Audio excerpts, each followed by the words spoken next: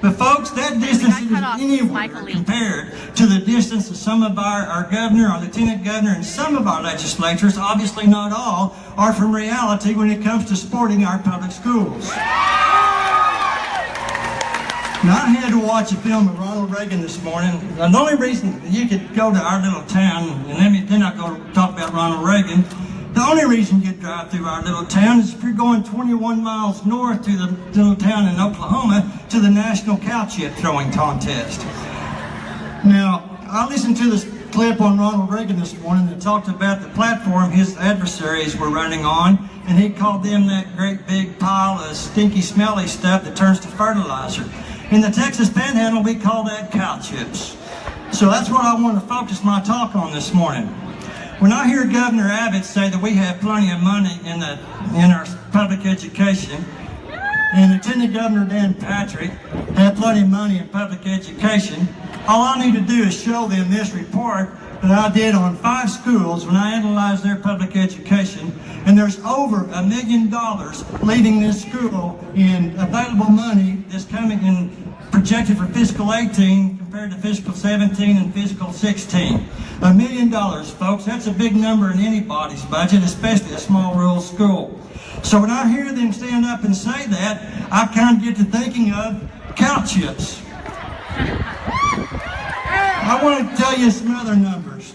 There's 103 unfunded mandates since 1995. And I want to quote a report from the Texas Association of School Boards compared to and the Texas Association of School Administrators. And Governor Abbott stands up and says his $1,000 pay raise is not an unfunded mandate.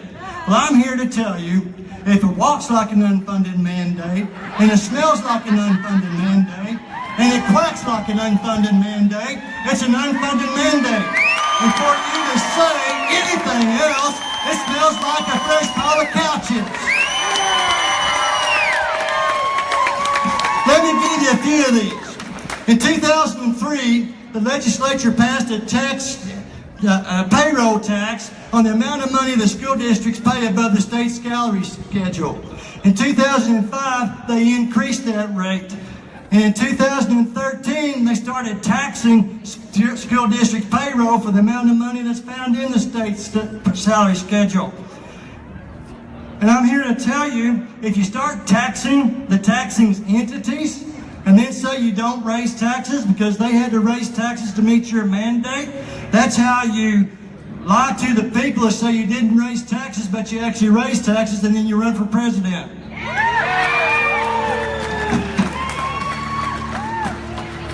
So let me get to the numbers that are exciting. In the first primary election, Dan Patrick led that election by 174,000 votes. In the second round of the primary election for Lieutenant Governor, he won it by 226,000 votes, 250,000 votes. Greg Abbott won the primary by 1,165,000 votes, which sounds like a big number. He beat a lady named Lisa Fritz, who would have been a wonderful advocate for public schools. So let me get to the numbers. In that last primary, I developed this little concept I named the power of 10. And it's already been mentioned a little bit. If 10 people will call 10 people, and 50% of them join and call 10 people, and 50% of them join and call 10 people, then in about the, let me find my place, the 7th generation, or the 10th generation, there are 2,800,000 votes. Well, I say, what if 50 people started this? In the 6th generation, there are 2,300,000 votes. How does that number stack up against the number that they won their elections? Now let me count. Are there more than 50 people here? Oh, definitely. Well, I did a little research. And Dan Patrick evoked the I Have a Dream speech by Martin Luther King Jr. when he talked about reforming public education. I'm sorry, but using one of the greatest speeches of all time in our country to talk about destroying our public schools and our communities, well, guess what that smells like? A fresh pile of cow chips. So let me tell you a little bit about my vision. And folks, it's seriously a vision. I hit in my head, it's driving me crazy. I have a vision of leaders standing up. And those leaders are going to bring the people, all the people, even those who are against us and those who are for us. And they're going to include educators. And they're going to bring them in. And they're going to design an educational system. This is going to be a lot of work, but the foundation has already been laid. Just go watch the speech given by Mary Ann Whitaker to the State Board of Education and watch about that foundation. These leaders are going to rise up. I see them. And they're going to bring people in. And they're going to develop a good way to fund public education. And they're going to invite all these people to the table. And if they don't cooperate in either instance, they're going to invite them to leave. They're going to come up with a solution. My vision, it includes people like us going to our organizations. And those organizations are going to give us the opportunity to make presentations. And we're going to talk about getting out the vote and the power of 10. We're going to talk about doing that and getting people out to vote and reach that 2.5 million votes. So here's my challenge. 3 challenges. First one's to you. Will you call 10 people this week and tell them about this organization? And tell them to join, and tell them to call 10 people. Will you do that again next week? And will you do that again the week after? My second challenge, Governor Abbott, do what you need to do.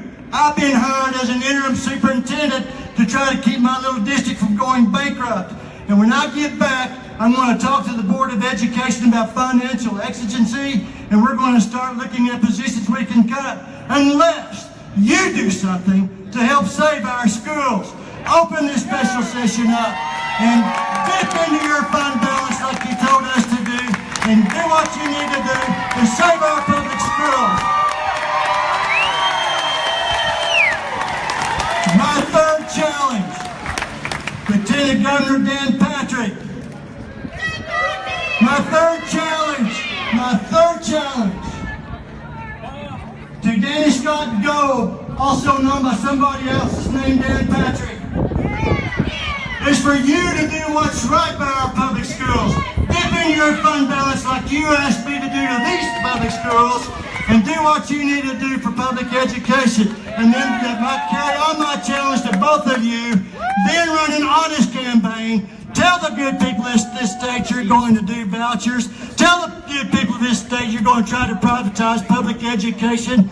And then let the people vote for them, because these leaders of which I spoke, they're going to, in my vision, they're going to develop that school finance in 2 or 3 parts of it, and they're going to put it out to the people of the state of Texas and let them vote on it. Yeah. Power of 10. Call 10 people.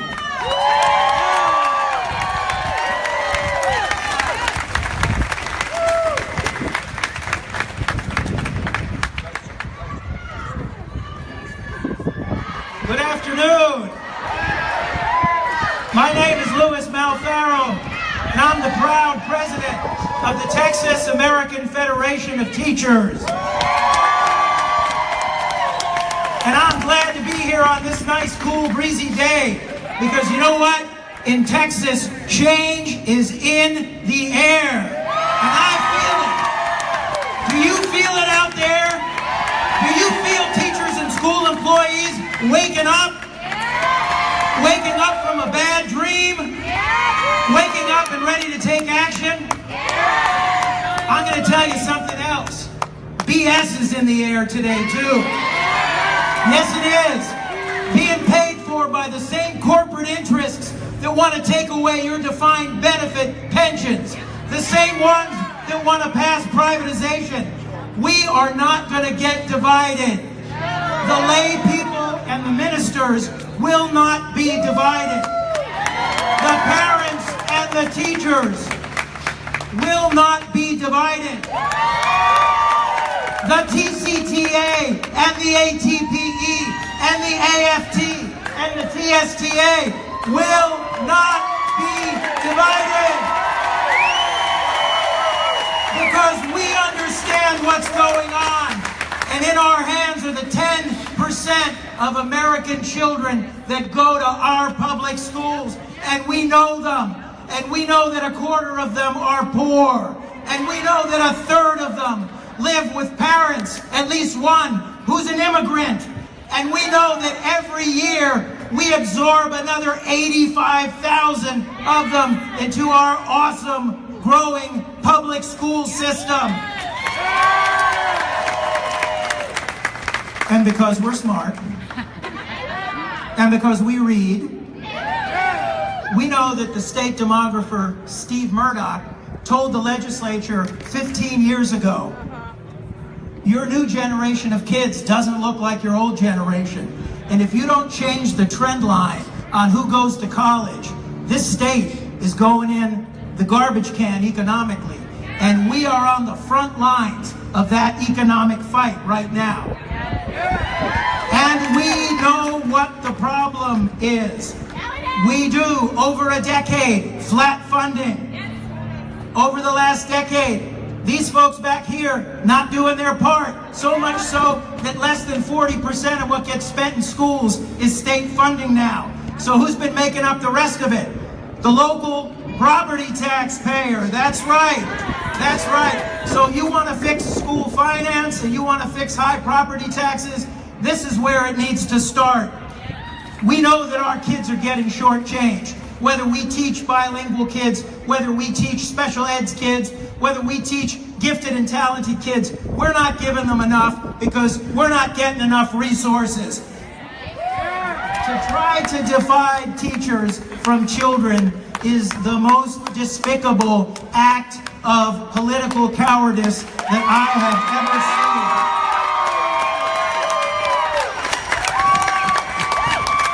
But that's what you do when your strategy is to demonize and then to use over-testing to prove failure where failure does not exist, and then to privatize. We also understand that there's another problem here in Texas. Our body politic right now is divided in two factions. And it's not Democrats versus Republicans. And God bless my Republican brothers that are standing up here with us today, who are real leaders in the push for public education. And I don't see Brother Dan Flynn, but he was here earlier. And there is no more righteous fighter for your defined benefit pension system than Dan Flynn. These are Republican leaders doing right by kids and doing right by teachers.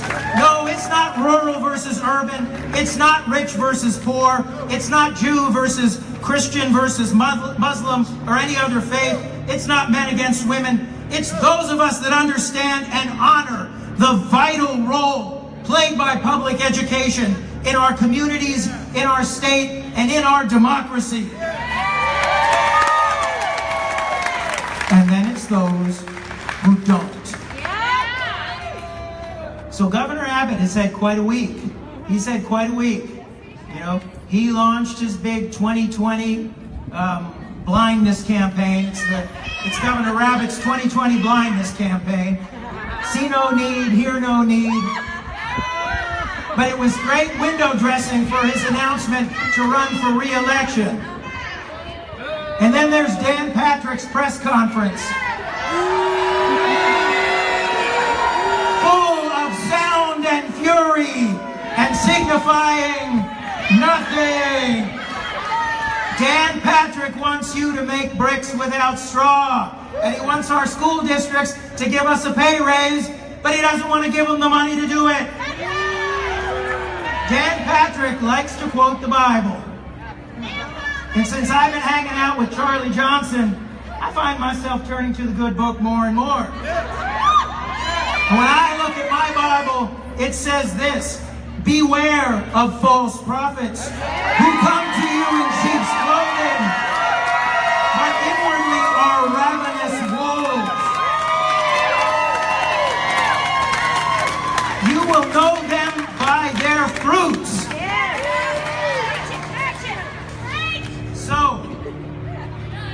What are you willing to do about it?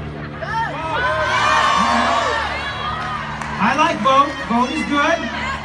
Vote is good. We know teachers, contrary to popular myth, vote at a higher rate, teachers and school employees vote at a higher rate than the general public. So give yourselves a hand for that. We know teachers that are organized together in, I'm going to say it, some of us use the U word, in unions or in professional associations. Those school employees vote at higher levels than our brothers and sisters who have not yet seen the light and become organized. So we gotta vote. We've gotta organize. We've gotta go back into our schools and talk to the folks, including that hard-working custodian, that teaching assistant, or even that teacher who tells you, I love my kids, but I'm too busy for politics. This is not a time when people of good conscience who care about education can be too busy for politics. So I'm going to put in a plug. We put out a hotline every day. It's free. You don't have to be a member to get it. And we're inviting all of you to sign up for the Texas AFT Legislative Hotline, because every day we will tell you what's been going on down here at the Capitol and what's coming up on deck. So get signed up with that. And I'm going to close because I promised some of you Shakespeare, but clearly I can't do the whole thing. But I want to tell you that I come not, friends, to steal away your hearts. I am no orator as Dan Patrick is, but as you know me, a plain, blunt man that loves public schools. For I have neither the wit nor the words, the worth, action, nor utterance, nor power of speech to stir men's blood. I only speak right on. I tell you that which you know to be yourselves. Show us your sweet young minds and hearts, Texas public schools, the neediest among us, and bid them speak for me.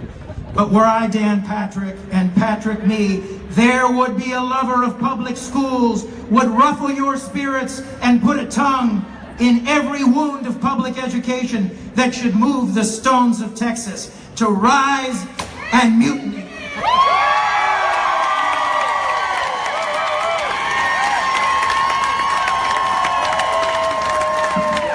Hello, everybody.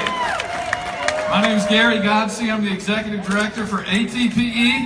I'm here today to represent the largest independent association, educators association in America, not just in Texas. Why are we here today? My members are fed up. They're fed up with the situation that we have in front of us now in Texas.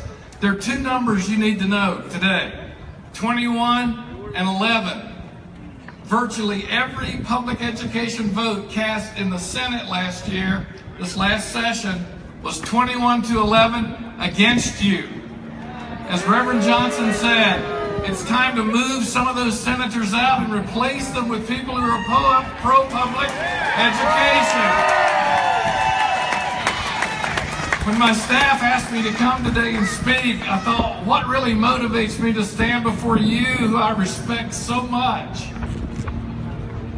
And it was one thing that really turned the tables for me this year. I've been working in this work now for almost 40 years. And to hear Senator Joan Huffman say that police, fire, EMS, and even charities were more important than you is unacceptable. Unacceptable. It's really important that we rally now together. We've been preaching this message at ATPE for some time about voting your profession. It's tough. It's tough when you take a look at some of the social issues and perhaps some of the public education issues. But it's time when you are being forced into a corner every day by some of the politicians, and I'll echo what was said here earlier. These folks in the House, most of them are our really close friends. Thank God for them. Thank God for what they continue to do. Thank you for stepping up to leadership and providing that leadership in the House. We really appreciate it. Clearly, the time is now. We can wait. We can let these things continue to happen to us. We can decide, oh, let the next generation lead. Let's take this upon ourselves now to lead. Let's take it upon ourselves to take a really, really close look in the upcoming primaries. And if I leave you with one thing today, please vote your profession. Thank you for being here.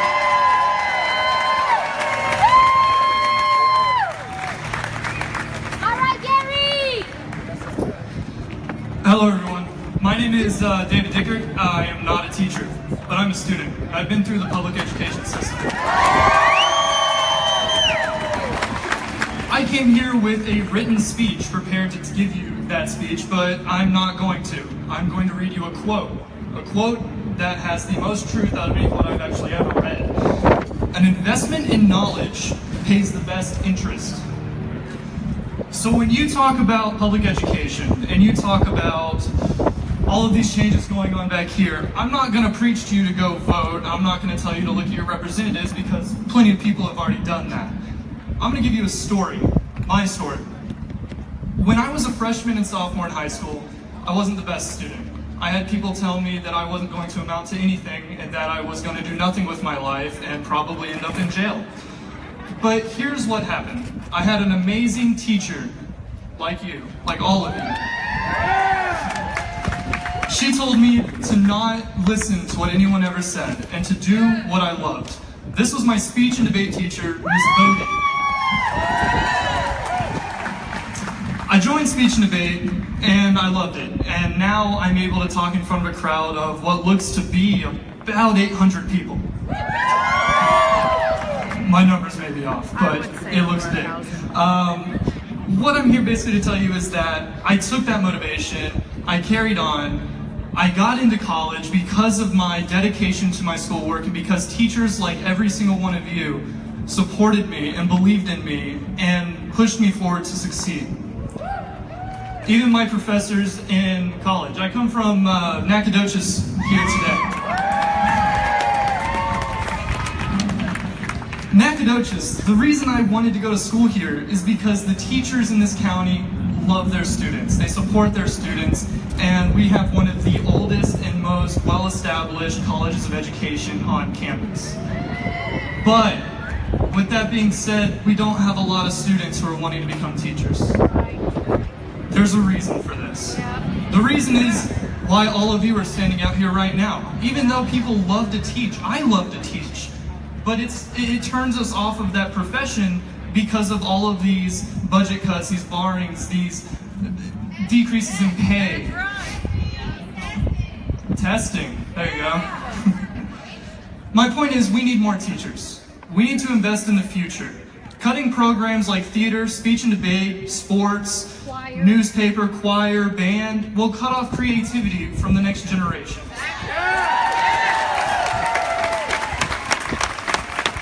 We need creative minds to solve the problems of the world. Yes, physics is important, but so is speech and debate, so is band, so is newspaper.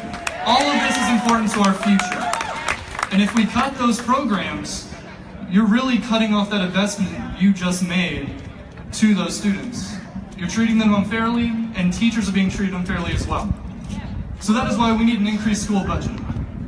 Through all of that, what I've just said, I'm actually very happy that I met the teachers that I did and I went to the school that I went to. I went to Midlothian High School, south of Dallas.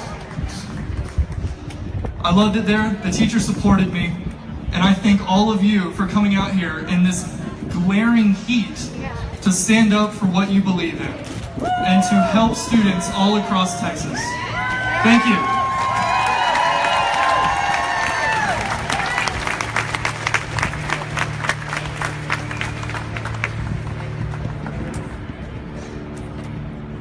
Fellow Texans, how y'all doing out there?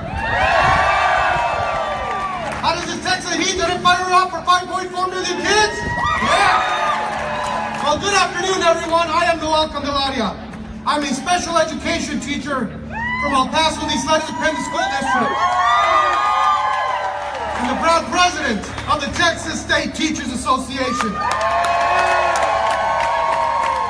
I'm here today not only as a father, not only as a husband of an educator, but also because myself, as an educator, I believe that our greatest responsibility is our duty to provide every single child the opportunity to learn, to achieve, and to succeed.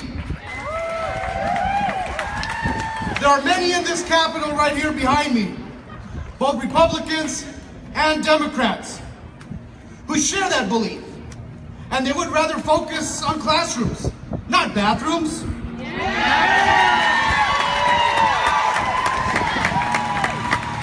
However, there's others that say that there is no more state money for public schools, but they want to pay for vouchers. You know, it doesn't take a genius to tell the difference, and it doesn't take long to tell the truth. Lieutenant Governor Patrick, teachers know that a bonus is not a pay raise. And Governor Abbott, why not have the state pay for a real teacher's pay raise?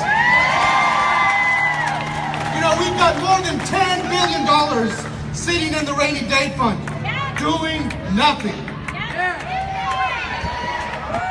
We have the money. So why does the state pay for only 38% of the cost of public education? Why does Texas spend $2,500 less per pupil than the national average? You know, a majority of our teachers have to work a second job and spend hundreds of dollars out of their own pocket for classroom supplies. Why won't the state pay for a real teacher's pay raise when we make $6,300 less than the national average?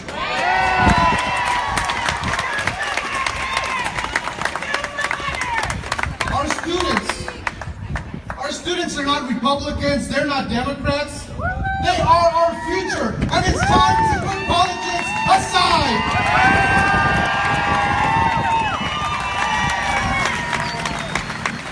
You know, the real moral issue facing this legislature is not bathrooms. It's the urgent need to invest in our classrooms. Invest in our children. And invest in their future. Together, as I see all my brothers and sisters and fellow educators out there, together we can make the difference. And together we must make a difference. It's time for our state leaders to get out of the bathrooms and give every child the opportunity to attend a great public school. Now let's get up and stand up for public schools. Stand up for public schools. Stand up for public schools. Stand up for public schools. Stand up for public schools. Stand up for public schools. Stand up for public schools. Stand up for public schools. Stand up for public schools. Stand up for public schools. Hello, everybody. My name is Tim Lee. I'm the Executive Director of the Texas Retired Teachers Association. Do we have any retired teachers out there today? Do we have any teachers that want to retire someday? Are we sick and tired of people filing bills that are going to take away your retirement someday? Retired teachers sent more than 250,000 emails into this Capitol in less than 24 hours. Not because their pension was going to be taken away, but because it was a threat on your pension. The retired teachers of Texas are standing in the gap for our teachers. More than 45,000 school employees leave our schools every year. And if you're an administrator, you know what I'm talking about. They leave because of pressure. They leave because they don't have parental support. Or they leave because they feel like the legislature is forcing them out. Or because their retirement is not secure. And I am a dad with 4 kids in public schools. And if there's one thing I am sick of, it is the war on teachers. I have news for you. I am personally embarrassed that you have to be here today. And I think that everybody who is an elected official should have a sense of embarrassment that our teachers and our retired teachers must stand in 100-degree heat and beg for money again. Most of the people who may be in that building right now look out on this crowd and they see a joke. They see a joke because they believe that this one day will be here and gone, and it will never make a difference. We have talked for years about the sleeping giant that has to wake up. Well, Texas Capitol, the sleeping giant is awake!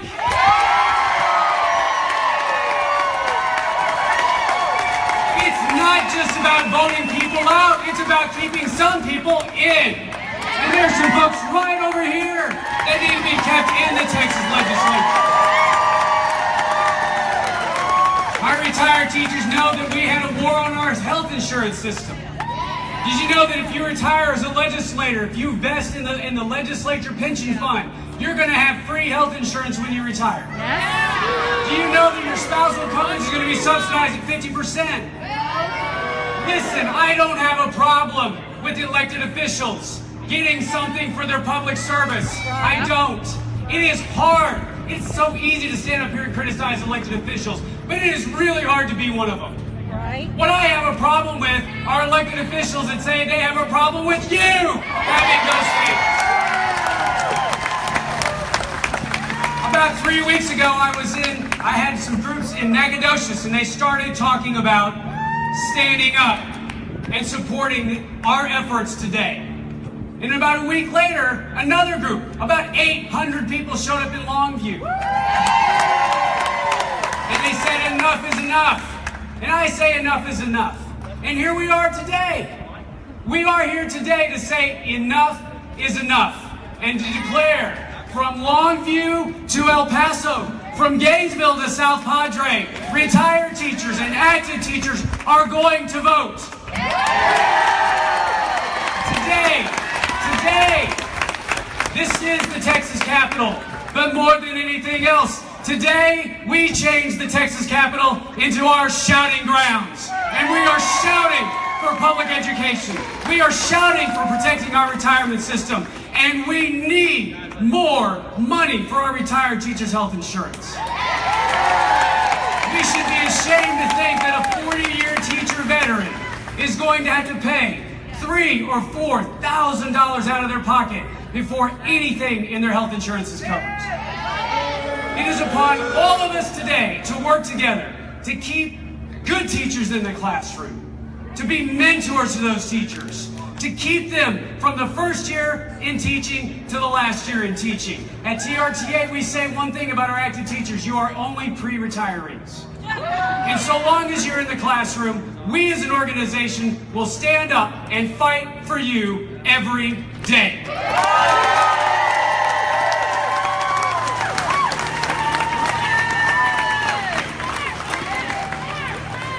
If today didn't fire you up, your wood is wet. I want to thank Troy. Thank you so much for organizing this today. My name is Blake Cooper. I'm the Executive Director for Friends of Texas Public Schools. We're an organization that's been around for 13 years, founded by Scott and Leslie Milder. And what we do is we promote public education across the state of Texas. We want to convince people out there we are going to do what it takes to combat all the negative publicity that's being spoken about public education. We've got to get, and the young man said that a minute ago, we've got to get more people in the teaching profession. We are our own cheerleaders, folks. We've got to combat. Driving down here today with my wife, we were listening to, I live in Commerce, Texas, up in Hunt County, North Texas.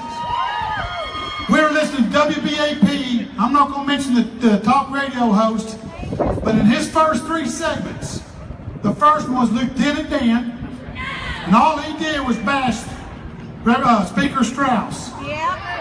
The third one was the General Counsel for Empowered Texas. and all he did was bash John Strauss. Folks, that is what they're going to do. They have a media outlet to tell their story, and they're going to put it out there. We have to do this as a profession to totally turn around that conversation and tell people the true facts.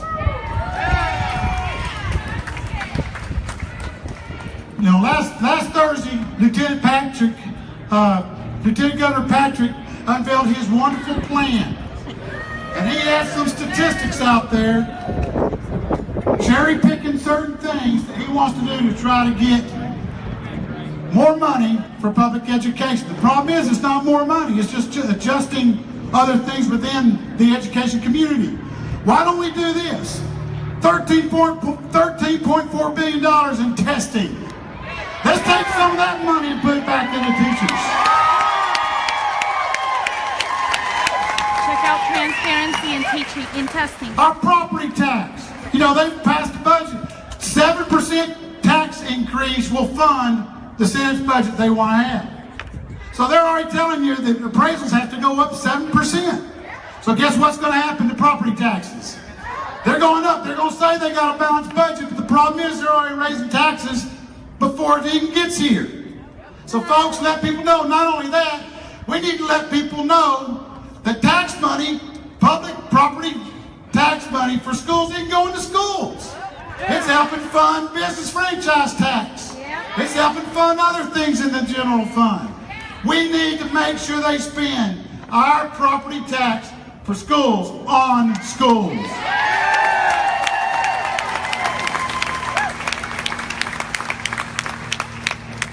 I spent 22 years in the classroom. I'm a retired educator. I just spent, my 365 days is up at the end of this month for my first year.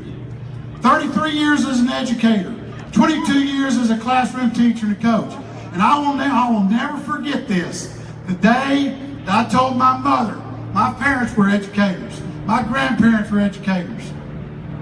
And the day I told my mother that I was going to become an administrator, she looked at me and she said very simply, Blake, I'm proud of you, but don't forget where you came from.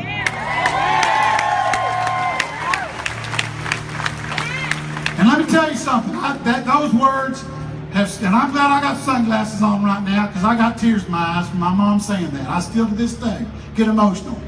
But I am sick and tired of folks wanting to use our students as political pawns for their greed. It is immoral, it is wrong. And in the process of their greed, the collateral damage is you. Shame on them. The people that are in there on the ground with our students, loving on them, paying for their lunches, doing things to help meet the needs of our kids every single day. That's what teachers do. I thank you. I thank you from the bottom of my heart, and I guarantee you, I look over, we still have a few representatives out here. Guys, we got one over here. Representative Van Dever is a retired, I don't know if y'all know this, he's a retired educator.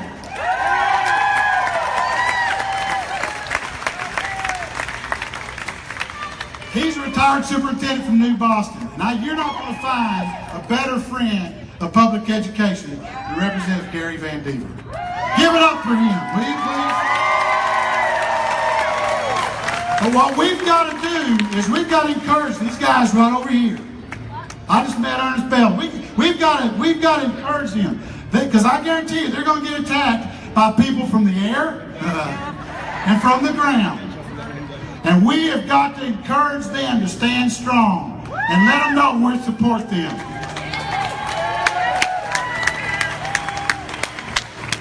You know, there's some millionaires out there, Mr. Dunn.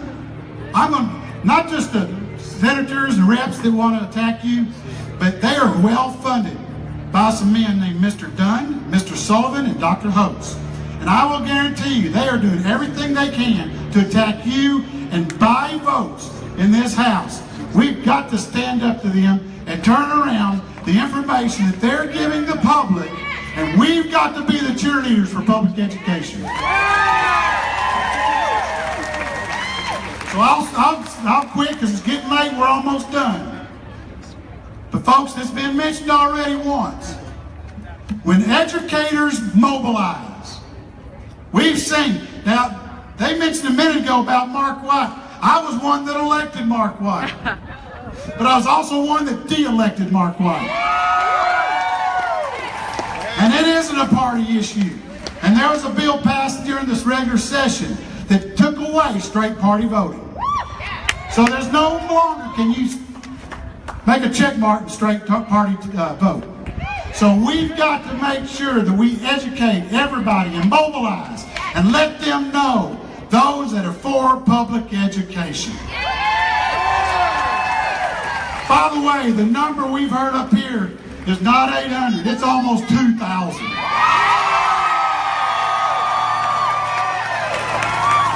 2,000 plus the number of 10, power of 10, I guarantee you, we can make a difference. And let's continue to do that. Thank you.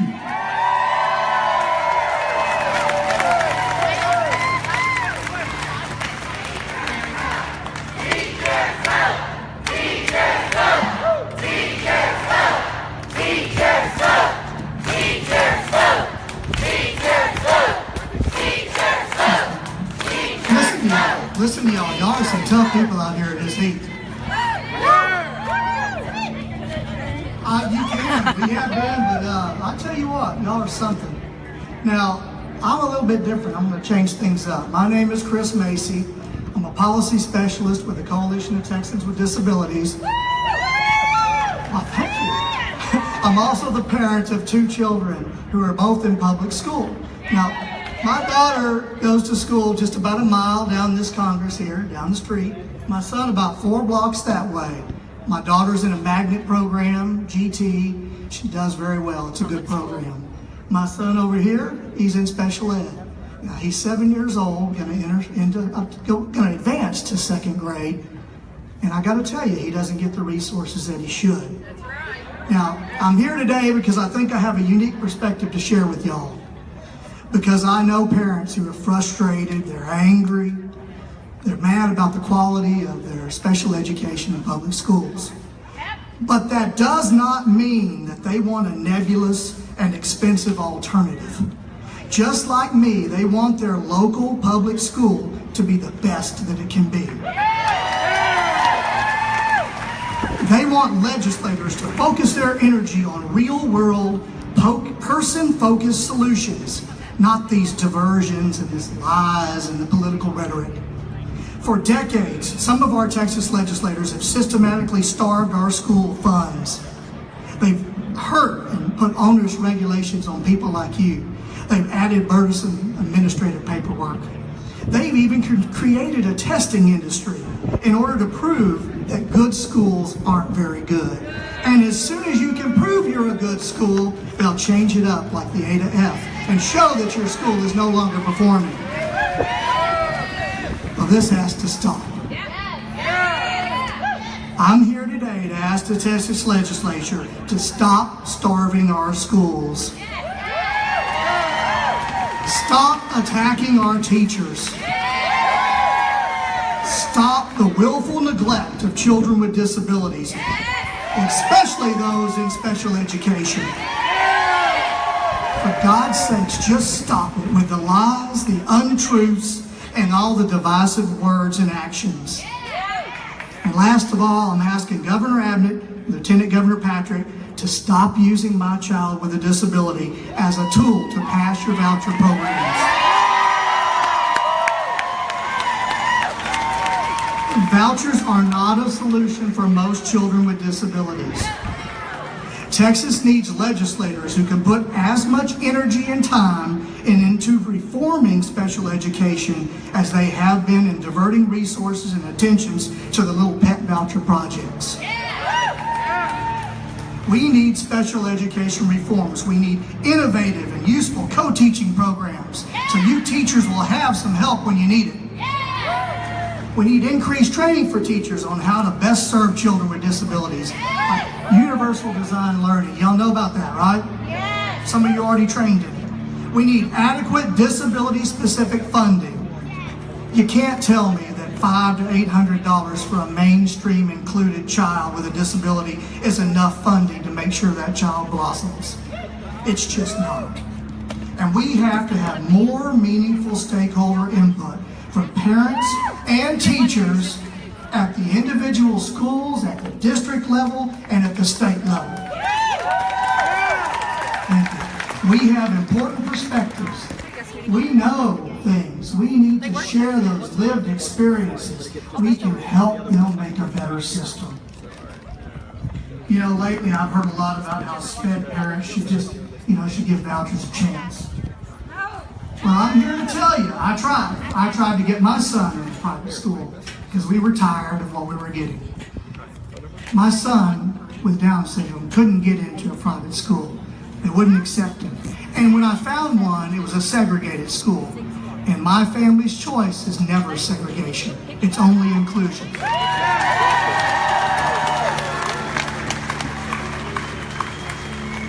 Private schools are not a viable option for 99.5% of children with disabilities.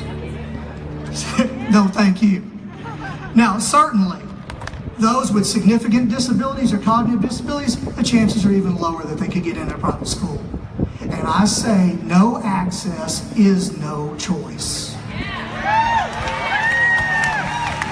Now, no one is stopping anyone from choosing a private alternative. If you want to do that, that's fine. But when a child with a disability enrolls in a private school, the civil rights that parents and advocates fought so long and hard to gain, those rights evaporate. There's no legal accountability for our children in private school. Absolutely none.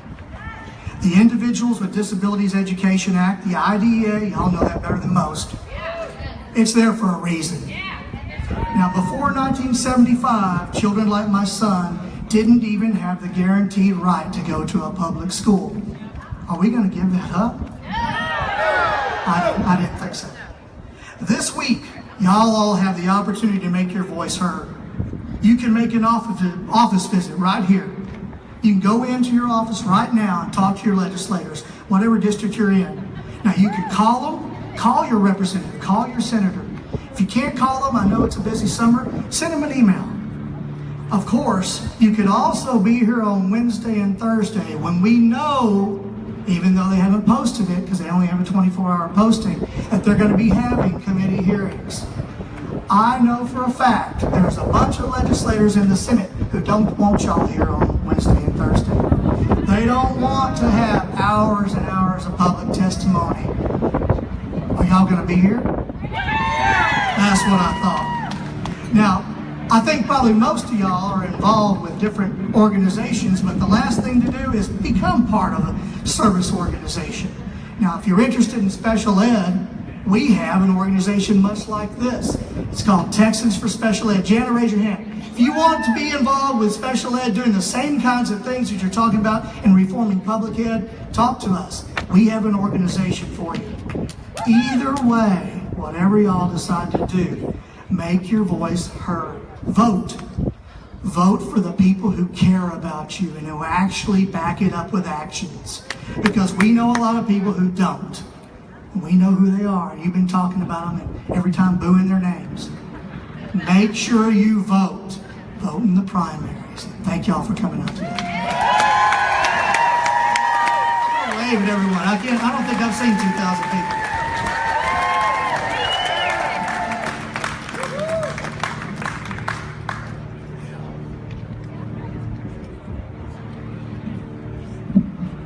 It's a rally. Are you fired up? Now you take that fire and you put it down somewhere deep inside and you let it turn into resolve. Do not let today be the only day that you fight for our schools. And I'll guarantee you this, if you will do that, if you will take that fire and you will store it away, it may be hot out here right now. It's going to get a lot hotter right inside those doors. God bless every one of you for coming today. I want to let you know just a few things before we dismiss you. First of all, if you'd like to speak to any of us that spoke today, we're going to hang around up here and be available for you. We'll be happy to talk with you. Also, Representative Ernest Bales is having a Drink Big Red for Ed Day to cool off with. That is in E1 316, if I remember correctly. Please drop by and say hello and have a big red with him.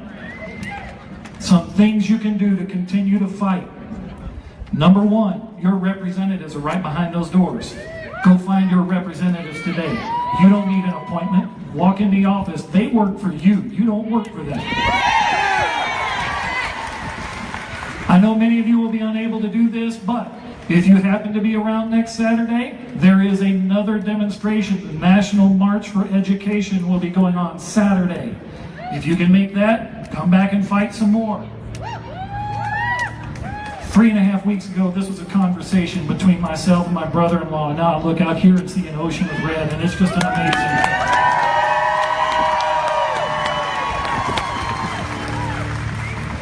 God bless you all, and sickle.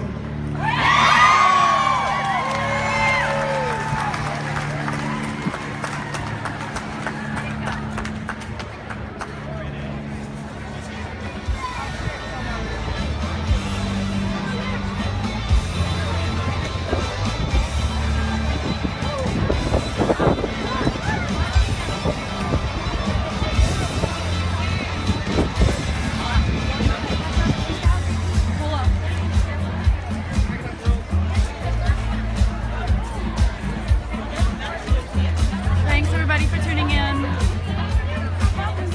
If you're local, go see your reps. If you're not local, email, call, Facebook, Twitter. And if you can make it out to Austin on Saturday, July 22nd is another march. That's in conjunction with the March for Public Education in DC. And these are other cities also marching in conjunction with DC. And Olivia, say hi. Hi! Thank you for coming to join us. Chris, Chloe, thanks for your patience. Spray. Spray it, Mommy. Hi everybody, say bye everybody. Spray. Spray it. Don't say it, spray it. Thanks for tuning in. Lots of big people taking their selfies or group pictures. On your own legs. Okay, let me see. Well, I have. There's the crowd. Alright, let's burn this place down. Let's pack up, go inside, cool off, because it's hot. It is hot out here.